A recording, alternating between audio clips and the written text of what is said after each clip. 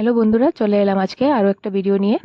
আজকের ভিডিওতে বানাবো পালং পনির রেসিপি। এখানে রয়েছে পালং আর পনির। পালং পাতাগুলি বেছে নিয়ে ভালো মতো ধুয়ে রেডি করে নিলাম।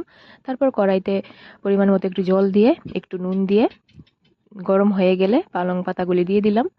একটু ভাপিয়ে নিয়ে বরফের ঠান্ডা জলে দিয়ে দিলাম, যাতে করে পালংয়ের কালারটা গ্রিন থাকে।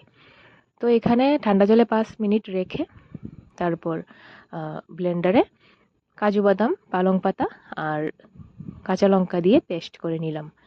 কড়াইতে দিয়ে দিলাম একটু সাদা তেল দিয়ে যে পনিরগুলি ধুয়ে রেখেছিলাম এগুলিকে একটু নুন দিয়ে ভেজে নিলাম।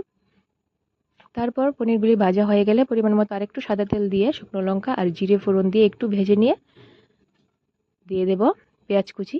তারপর দিয়ে দেব আদা রসুন বাটা, একটু নেড়ে চেড়ে দিয়ে দেব টমেটো বাটা, দিয়ে ভালো মতো একটু নেড়ে চেড়ে তার মধ্যে দিয়ে দেব হলুদ গুঁড়ো, লাল লঙ্কা গুঁড়ো আর পরিমাণ মতো নুন দিয়ে ভালো মতো কষিয়ে নিচ্ছি।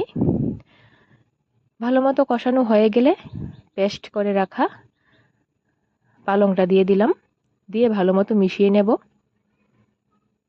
এটা খুবই ইজি রেসিপি, যে কোনো সময় বাড়িতে বানিয়ে খাওয়া যাবে।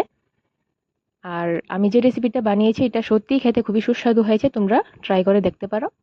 তো ভালো মতো নেড়ে চেড়ে দিয়ে দিলাম একটু জল, দিয়ে জলটা দিয়ে ফুটে এলে তার মধ্যে ভেজে রাখা পনিরগুলি দিয়ে দিলাম, দিয়ে আরও একটু নেড়ে চেড়ে ফুটিয়ে নিয়ে দিয়ে দেব আমুল ফ্রেশ ক্রিম। এটা দিলে একটা রেস্টুরেন্টের মতো একটা স্মেল আসে, খেতে একটা আলাদাই টেস্ট হয়।